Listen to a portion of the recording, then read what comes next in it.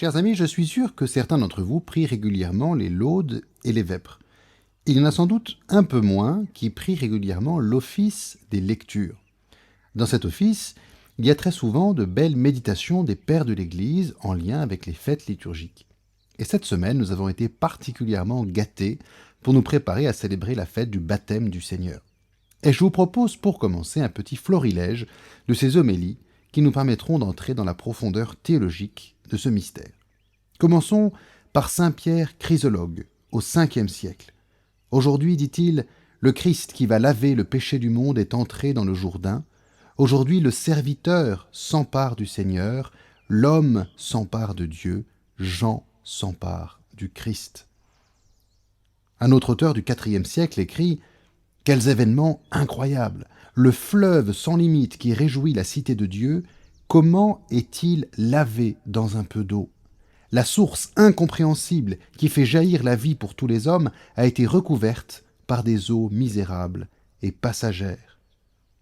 Celui qui se plonge avec foi dans ce bain se sépare du démon et il s'unit au Christ. Il sort du bain brillant comme le soleil, il en remonte fils de Dieu et cohéritier du Christ. Saint Proclus de Constantinople, regardez ces merveilles incroyables, le soleil de justice qui se baigne dans le Jourdain, le feu qui se plonge dans l'eau.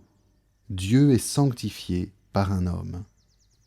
Saint Cyril d'Alexandrie, ce n'est pas pour lui-même que le Fils unique a reçu le Saint-Esprit, mais parce que s'étant fait homme, il possédait en lui toute la nature humaine, il a reçu l'Esprit afin de nous redresser tout entier, de nous restaurer. Et enfin, saint Maxime de Turin, le Christ est baptisé non pas pour être sanctifié par l'eau, mais pour sanctifier lui-même l'eau. Lorsque le Sauveur est lavé, c'est l'eau tout entière qui est purifiée en vue de notre baptême. L'Église n'a pas économisé ses forces et la splendeur de ses textes pour nous préparer à cette fête qui forme un triptyque avec l'Épiphanie et les noces de Cana. Le baptême du Seigneur, c'est le moment où Jésus se montre au service de notre humanité. À Pâques, nous contemplons son corps glorieux jaillir du tombeau. Aujourd'hui, nous contemplons son corps de chair tout à fait semblable au nôtre, qui sort des eaux du baptême de repentance et de conversion. Voilà qui n'est pas normal.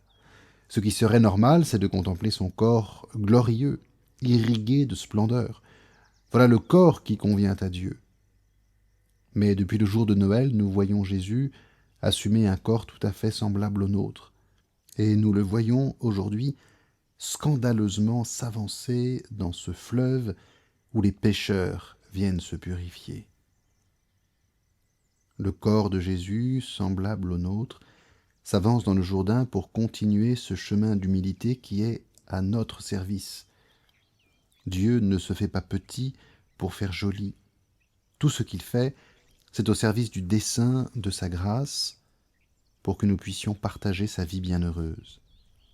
Et donc, si Jésus prend un corps semblable au nôtre et s'il s'avance au milieu des pécheurs, ce n'est pas pour recevoir quelque chose, mais c'est pour donner. C'est pour permettre à cette eau de purifier et sanctifier l'homme à l'intime de son être.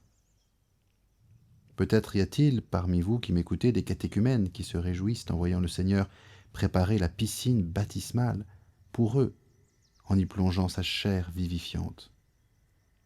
Pour tous les autres baptisés, cette fête doit renouveler notre amour du Christ, qui dans sa chair sainte a touché l'eau qui elle-même nous a purifiés. Cette fête doit nous motiver pour nous approcher avec toujours plus de ferveur de l'Eucharistie ou de la confession, qui continue de nous purifier et de nous préparer à sa rencontre dans la gloire. De même qu'il a touché l'eau qui a touché notre chair pécheresse, de même notre chair est appelée à être purifiée entièrement, vivifiée par sa vie, assumée dans sa gloire, en contact avec son humanité glorifiée. Le baptême du Seigneur, c'est une fête d'une immense intimité avec l'humanité de Jésus. Alors quand aujourd'hui vous plongerez votre main dans le bénitier en entrant dans l'église, essayez de voir ce geste comme une poignée de main avec notre Sauveur. Vous touchez véritablement le lieu où sa chair est venue. Vous touchez l'eau par laquelle il a lavé les péchés du monde.